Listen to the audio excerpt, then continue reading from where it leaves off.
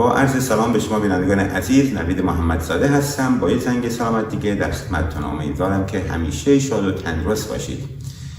احتمالاً همونجوری که در روزنامه‌ها و تلویزیون و تقویم سراسریتون دیدید، هفته پیش مصادف بود با 2 مرداد، روز ملی فیزیوتراپی در ایران، که بنده هم به نوبه خودم این روز عزیز را به همه همکاران فیزیوتراپیست در سراسر کشور و همچنین در سراسر دنیا تبریک عرض می‌کنم. در طی 50 سال گذشته که رشته فیزیوتراپی در ایران دایر شد و در سال 1178 یک سری تحولاتی رخ داد که منجر به استقلال فیزیوتراپیست‌ها شد. مسائل مهمی در طی این 50 سال رخ داد تا همکاران فیزیوتراپیست تونستن به این مرحله برسن.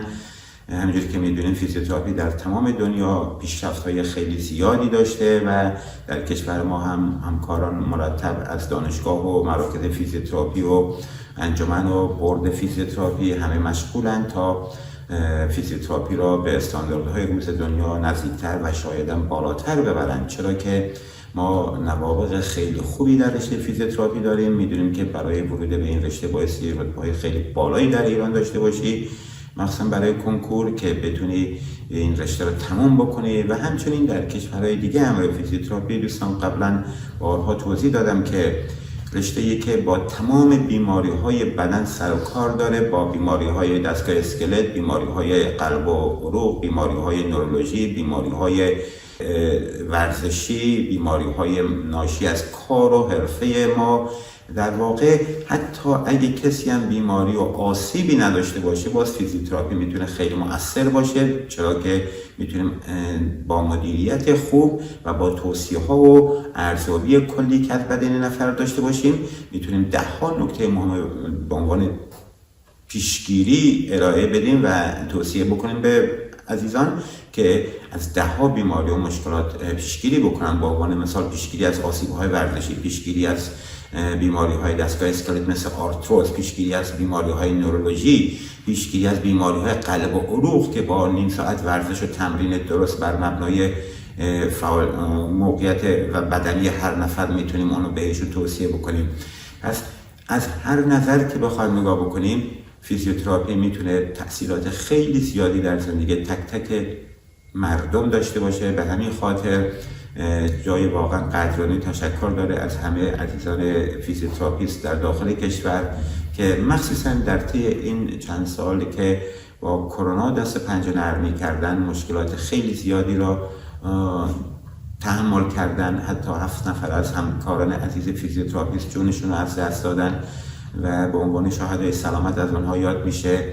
در حال کار خیلی سخت، خیلی پرمشقت و با حوصله و صبر باعث باشه که بتونه که فیزیوتراپیست بهترین خدمات رو به بیماران عزیز ارائه بده. خیلی کار داریم تا برنامه آموزشی به استانداردهای دنیا برسه، مخصوصاً دروس عملی و دوره‌های کارآموزی که تقریباً 1 سال و نیم دانشجویان فیزیوتراپیست در بیمارستان‌ها و مراکز مختلف بایستی دوره‌های کارآموزی رو طی بکنند. اونجا هاست که دانشجو تربیت میشه از برخوردشون، از نشست برخاستشون، از نحوه درمان، نحوه ارزیابی، نحوه مدیریت مرحله درمان و ترخیص بیمار و تصمیم گیری های مختلف که هر لحظه یک فیزیوتراپیست که با بیمار کار میکنه بایستی قادر به تصمیم گیری باشه و اینا همه برمیگرده به مسائلی مثل کلینیکال ریزنینگ، اینکه چجوری شرایط یک بیمار رو ما بررسی بکنیم، تحلیل بکنیم که بگیم بله این بیمار الان قادر هست ترخیص بشه امروز یا نه. دقیقاً سوالی بود که در دوره کارآموزی بنده در بیمارستان مرتب سوپروایزرم از من میپرسیدن آیا این بیمار امروز میتونه ترخیص بشه به نظر تو یا نه. باعث جواب میدادم، توجیه اینا قبول نمی‌کرد. که دیویدی بود یادش بخیر میگفت نوید توجیه نکن، به من بگو این امروز ترخیص بشه یا نه، که بالاخره به من یاد دادن، چون ما ایرانی‌ها دوست داریم همه چی رو یکم توضیح بدیم و توجیه بکنیم. اینه که در ایران هم بایستی این مسائل خیلی اولویت بندی بشه. کاران پی‌اچ‌دی ما، اساتید عزیز دانشگاهی ما با علم و استعدادهای خیلی خوبی که دارن تحقیقات خیلی گسترده‌ای را در مورد برنامه آموزشی و مخصوصاً دوره‌های کارآموزی که دروس عملی انجام بدهند تا که بتونن با شواهد علمی نکات ضعف این برنامه آموزشی را پیدا بکنن و اونها را جبران بکنن.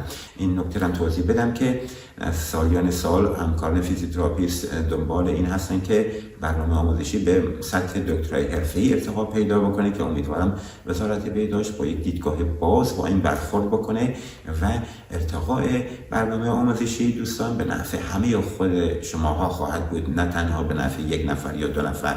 وقتی که فیزیوتراپیست ما با استانداردهای روز دنیا آشنا بشه، با طی کردن این مدرک DPT یا دکترای حرفه‌ای میتونه خدمات بهتری به تمام بیماران که از خانواده و فامیل تک تک مسئولین گرفته تا جاهای دور و شهرستان‌های دور. پس این ارتقاء مدرک و برنامه آموزشی میتونه به همه کمک بکنه و خدمات خیلی بهتری را ارائه بدن. به هر حال این روز گرامی را به همه شما همکاران عزیز تبریک میگم و مخصوصا به بیماران عزیز که ما همه کارهایی که انجام میدیم، حتی همین برنامه ها به خاطر ارائه خدمات بهتر به شما بیماران عزیز هست که امیدوارم در این راه موفق باشیم و کمک و نظرات و توصیه ها و انتقادهای شما بیماران عزیزم میتونه به همه همکاران در سراسر جهان و همچنین خود من خیلی مؤثر باشه.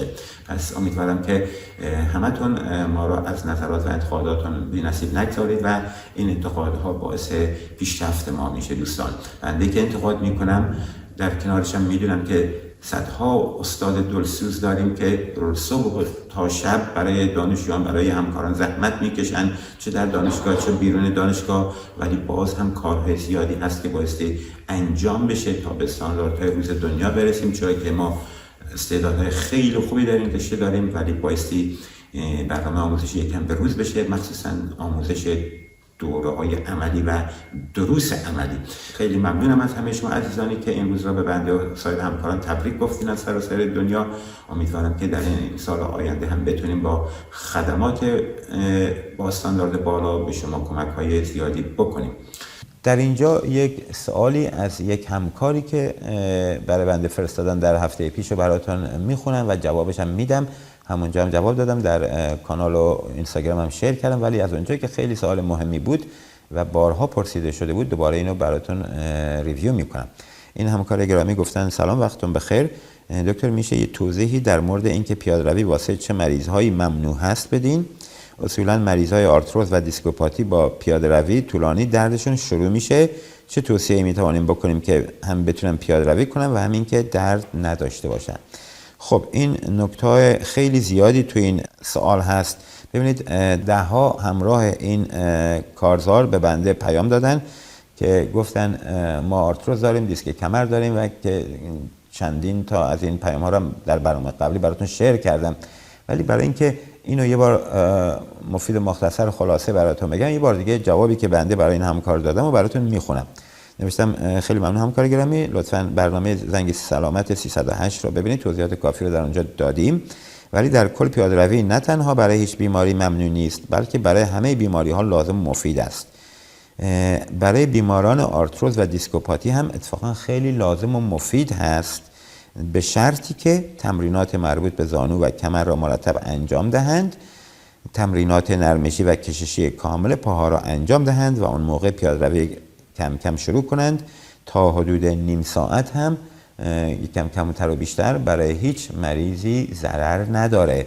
حالا شاید شما وقتی با آرتروز شدید راه میرید یکم دردی حس میکنید، ولی دوستان توجه داشته باشین که بنده دارم با این برنامه ها رو دیدگاه مدیریت سلامت کار میکنم و این دیدگاه که برای گرفته از آموزشی که بنده در هلند و انگلیس داشتم و 20 سال تجربه‌ای که با ده‌ها بیمار مختلف داشتم و همچنین گایدلاین ها و مقالات روزی دنیاست که ده‌هاشون رو اینجا براتون بررسی و تحلیل کردم.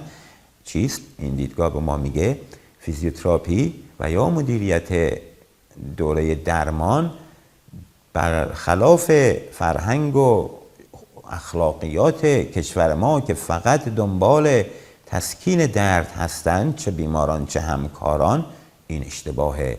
ما وقتی یک بیمار رو به فعالیت‌های روزانه برگردونیم، به یک کم تمرین روزانه برگردونیم و این هدف اصلی ما باشه، به راحتی اون هدف بعدی که کاهش درد بود با آن هم دست یافتیم و این نکته تفاوت دیدگاه در ایران و سایر کشورهاست. در ایران متاسفانه چه همکاران دکتر و متخصص توانبخشی، چه فیزیوتراپیست، چه کاردرمان، چه ارتوپد، چه فکر کاهش درد هستن و در صورتی که شما اگه بخواید درد رو کاهش بدین، راه رفتن یک بیمار لزومی نداره حتما خوب بشه. شما وقتی درد رو کاهش بدین، بسکتبال بازی کردن یک بیمار لزومی نداره حتما خوب بشه. درایوینگ یک بیمار با شونه درد وقتی رو کاهش درد کار بکنین لزومی نداره اون موقع وقتی برمیگره به درایوینگ حتما خوب شده باشه. یا یکی آرتروز داره، یکی دیسک کمر داره، وقتی شما با مدالتی و یا هر روش درمانی فقط روی کاهش درد که خواسته متاسفانه بیمار و متخصصین و اصلا آموزش رشته پزشکی در کشور ما هم روی این تمرکز کرده، وقتی روی کاهش درد باشه، خب اون بیمار آرتروز لزومی نداره به پیاده‌روی برگرده، لزومی نداره بره پله بالا پایین، چون اون ترس تو وجودش میمونه. ولی در فیزیوتراپی مدرن، در گایدلاین ها، در مقالات میگن چی؟ میگن شما بیاین بیمار رو راه بندازین، حرکت رو به بیمار برگردونین و این هدف اصلی ما میشه. اون موقع وقتی که برفرض بیماری با آرتروز زانو میاد، بنده از همون جلسه اول دوم شروع میکنم 4 تا تمرین ساده بهش میدم، 4 تا توصیه میکنم، از کارهای روزانش میپرسم که چه کار کردی چه کار نکردی و با این تمرین ها و متد ها ترس اینو میارم پایین، اعتماد به نفسش رو میبرم بالا، حرکت رو به این زانو برمیگردونم با 4 تا تمرین ساده مثل همین. دیگه بیمار وقتی میره خونه میبینه برفرض راهنش تموم شده، به راحتی میره سر کوچه راهن رو بگیره بیاد، نمیگه، چون برای اینکه انجام داده تو مطب. ببینید نکته اینجاست.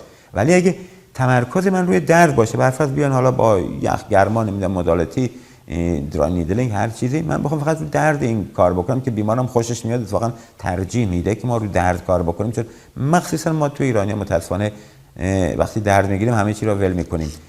خب بعد میره خونه دردش کم شده، حالا فرض کنیم اگه همیشه کم بشه، چون تا موقعی که حرکت برنگرده درد کم نمیشه. این نکته جالبه. بعد که میخواد بره راه هم بگیره، دیگه من که راه نرفتم، چون بیمار راه باز بره که اون اعتماد بهش در برگرده. بیمار باید 4 تا پله رفته باشه، اومده باشه با اون آرتروز زانو که ببینه بله میتونه بره از مغازه سر کوچه راه هم بگیره بیاد، 2 تا پله داره در ورودیش، دیگه نمیترسه. این تمرین پله بالا پایین رفتن رو باش انجام دادیم و این اختلاف دیدگاهه دوستان. بنده با همکاران راجع به این دیدگاه کار میکنم، با شما بیماران راجع به این دیدگاه کار میکنم. پس ما نباید فقط دنبال 2 تا قرص 2 تا دارو باشیم. به هر حال برگردم ادامه اینو بخونم که به این همکار توضیح دادم که تمرین نرمش و کشش کامل پاها را انجام دهند و اون موقع پیاده روی رو کم کم شروع کنند و حدود نیم ساعت هم پیاده برن، که در ضمن بهتره که این بیماران موقع پیاده روی چند دفعه هم استراحت کنن. پس ما زور نمیخوایم بکنیم، فشار نمیخوایم بیاریم به اون زانو، تا جایی که میتونیم برو بشین استراحت کن در حد توان. در حد توان یکی میتونه 2 دقیقه راه بره، یکی میتونه 10 دقیقه، یکی میتونه نیم ساعت.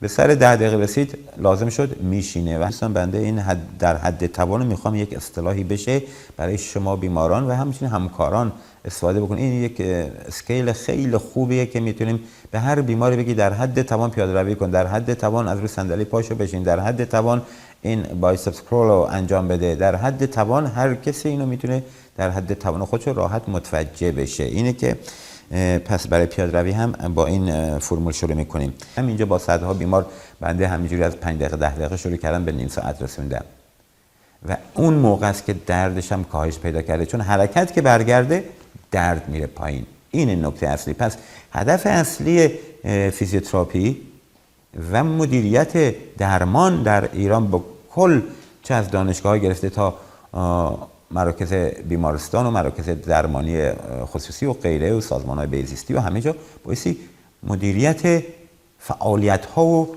برنامه کاری و تفریحی افراد در طی روز باشه، نه فقط اون چه که بیمار میخواد تمرکز روی کاهش درد ما هم فقط اون حرف رو گوش کنیم. به هر حال در ادامه میگم بیمارانی که با پیاده‌روی درد اونها بیشتر میشود به خاطر ضعف بافت‌ها و عدم تمرین هست و این دقیقاً نکته‌ایه که تمام بیماران آرتروز و دیسک پاتی و سایر مشکلات پاها و اینا 60-70% دردی که میکشن به خاطر اون آرتروز نیست، بلکه به خاطر اون مایچه ها و ضعف و کوفتگی و کوتاهی و عدم دامنه حرکتی کافی و ایناست. وقتی که شما 10 دقیقه پیاده میرین یعنی زانو رو خم کردی راست کردی، خم کردی راست کردی و اون موقع خب دامنه حرکتی بهتر میشه. ببینید این تفاوته که شما بیماران عزیز باید به اینها توجه بکنید و خوشبختانه دیدگاه بنده هم همینه و رو همینم ادامه خواهم داد و موفق بوده. حالا در ادامه 4 تا پیام از همین عزیزانی که آرتروز و دیسک کمر و غیره داشتن براتون میخونم که ببینیم آیا جواب داده یا نه، اصلا مقالات و گایدلاین ها رو هم بذاریم کنار. پس در ادامه میگم برای این نوع بیماری ها که مثل دیسک و آرتروز توصیه میکنند و بنده شخصا با همه بیماران اندازه پیاده‌روی رو توصیه میکنم و هیچ تجربه منفی ندیدم، برعکس خیلی کمک میکنه. پیاده‌روی اینقدر مفید هست که تقریبا همه بیماران خوب میشوند. این پیام ها از بیمارانی هستند که خودشون پیاده‌روی رو انجام دادن و نه زیر نظر فیزیوتراپیست. وقتی که زیر نظر فیزیوتراپیسته 180 درجه بهتره. خب یک دوست دیگه گفتن درود بر شما آقای دکتر، بسیار سپاسگزارم برای این چالش پیاده‌روی. من و همسرم نیز در این چالش شرکت کردیم و الان برنامه ثابت روزانه من شده. بسیار بسیار سپاسگزارم. در مجموع حالمون خیلی بهتر از سابقه. ببینید اینا همه 10 بیماری داشتن. 1 2 تا 3 تا پیام در رابطه با این عزیزانی که بیماری داشتن براتون میخونم. یک دوستی گفتن سلام، خسته نباشی خدمت آقای دکتر.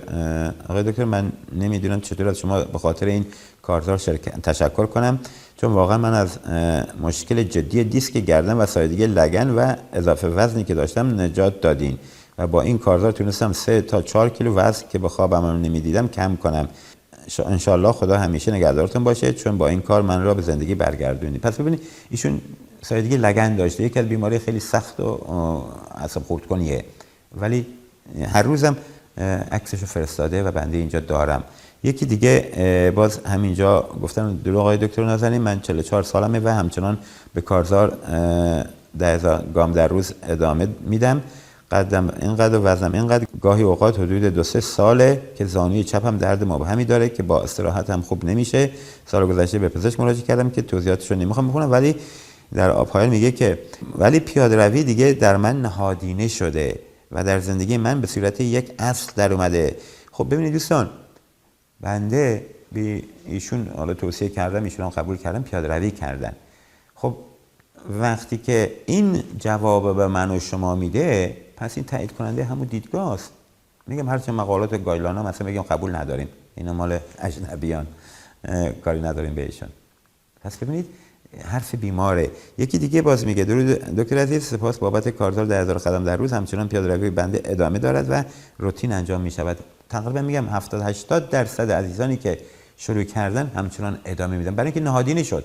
این رفت تو سیستم کامپیوتر بدن همه ماهایی که انجام دادیم. برای همینه که بنده این همه اصرار میکنم، میگم شما هم 5 روز امتحان کنید که نتیجهشو خواهید و در شما هم نهادینه. باید یک کاری بکنید در تمام کشور ما این نهادینه بشه. دوستان 60-70% این مشکلای جانبی ما به خاطر عدم ورزش و مدیریت نظام سلامت ماست که نمیخوام راجع به این بحث بشم فعلا. در ادامه میگن یکی از اثرات بسیار عالی این کارزار برطرف شدن مشکل این چند ساله من بود. بعد از آسیب مینیسک زانو و به دلیل درد و ورزش نکردن عضلات بدنم بخصوص پا بسیار ضعیف شده بود. در این 1 ماه بهبودی و تغییر رو کاملا در پاهام حس می‌کردم و این موضوع باعث انگیزه و ادامه پیاده‌روی در من شد. پس ببینید دوستان، حرف باز بر مبنای دلایل باشه و این هم دلایل. حالا میگم صدها گایدلاین، در گایدلاین ها حالا شاید نیامده باشه مثلا یک گایدلاینی رو پیاده‌روی تمرکز کرده باشن، ولی میان رو چی میگن؟ جنرال اکسرسایز. یک نکته‌ای که خواستم توضیح بدم اینه که وقتی از جنرال اکسرسایز یا هلسی لایف استایل تو گایدلاین ها و مقالات حرف زده میشه، یعنی همین پیاده‌روی، یعنی رفتن شنا کردن، یعنی سویم کردن، یعنی تا سر کوچه با ماشین نرفتن، یعنی رفتن خونه فامیل پیاده، یعنی یک دفعه تا سر کار پیاده رفتن. اینا معنی جنرال فیتنسه. یا 4 تا تمرین اضافی برای شونه هات انجام بدی، اونم جنرال فیتنسه. یعنی همه بدن رو یکم مدیریت بکنی و این داستان دوستان، این دیدگاه رو ما باید در کشورمون بهش برسیم. یه نکته در همین مورد خدمتتون بگم قبل از اینکه برنامه تمام بشه. ببینید در رابطه با آرتروز زانو هم باز باورهای غلط ما زیاد داریم تو کشور ما و متاسفانه مردم ما باورها غلط رو دو دستی میقاپن. نمیدونم این چه بدشانسیه، در صورتی که این مسئله علمی رو بگی از 100 نفر شاید 10 نفر قبول بکنن. حالا نمیدونم آمار درسته یا نه، ولی یه باور غلط من بیا بگم فردا هر کی زانو درد آرتروز شدید داره به سمت چپ بخوابه فردا زانوشو خوب میشه، یا برین فلان روغن و بنفشه، حالا نمیدونم گیر میاد یا نه، فلان روغن بنفشه رو بزنید آرتروزتون خوب میشه. فردا همه میدونن دنبالش. ولی منی که 8 سال اینجا واقعا این همه وقت گذاشتم، حالا تشکرش هم رسیده، قدردانی هم کردیم، ولی بس میلیون ها نفر الان این کارزار رو انجام میدادن. برای اینکه میگم پیاده روی بکنه خوب میشین، خیلی‌ها نمی‌کنن، دنبال روغن بنفشه‌اند، دنبال یک چیزی طرف ما داریم اورزلک اسمش، یک گیاهیه دود میکنه، اسپند میگم فارسی، الان یاد آمد، اسپند دود کنیم خوب بشیم. اینقدر که کردن خود منم یه جورایی باور کردم به این اسپند دود کردن. ببینید ما باورهای علمی رو وقتشه که دنبالش باشیم، نه اینکه باورها غلط و خرافات. و آرتروز زانو هم یکی از همین بحثاست که دوستان هیچ نگران نباشید. در کنار ادامه تکمیل بکنم این سوال همکارمون رو، در کنار انجام روزانه تمرین‌های زانو مرحله 1، مرحله 2، مرحله 3 تا مرحله زانو تمرین، یعنی 50-60 تا تمرینه. اینا رو از روز اول شروع می‌کنیم، با 2 تا حرکت خیلی ساده شروع میشه تا به بالا پایین رفتن پله و بالای باکس و وزنه زدن و اسکوات و اینا میرسه، بالانس و کوردینیشن و پروپریوسپتیو و سه‌عمقی و غیره. و اون موقع پیاده روی برای شما مثل آب خوردن میشه. ببینید دوستان، آرتروز بیماری نیست. آرتروز رو میشه با مدیریت خوب، اگه خیلی دیر نشده باشه، یک کیسایی هست که خیلی دیر شده دیگه، برای همون پیشگیری اینقدر حائز اهمیته. شمایی که الان هیچ درد زانویی نداری، شما این که باید اتفاقا این پیاده روی رو انجام بدی که فردا مثل خاله و عمه و عمو و اینا زانومون رو از کار از دست ندیم. و کششی ها از همه مهمتر، چون ببینید این زانو رو، این مایچه از بالا و پایین و چپ و راست همه با هم وصل کردن. خب این زانو اگه من نتونم اینقدر صاف بکنم، 2 علت داره، یکی خشکی و کوفتگی و آرتروز زانو، یکی هم کوتاهی مایچه ها. لااقل مایچه ها رو که میتونیم به طول زیاد برگردونیم. تکنیک‌های دستی حرکت پاتلا اینا رو همه رو نشون دادم، اینجا الان دارین فیلمش رو میبینید. خب با تشکر از همه شما و با تبریک مجدد 2 مرداد در اینجا به آخر برنامه میرسیم. امیدوارم که همیشه به سلامتی خودتون اهمیت زیادی بدین و با کمی تمرین و ورزش، چه برای بیماری قلبی، چه برای بیماری نورولوژی، چه بیماری دستگاه اسکلت، بتونید زندگی خیلی خوبی را داشته باشید. تا برنامه بعد و هفته بعد، روز شب خوش، خدا نگهدار.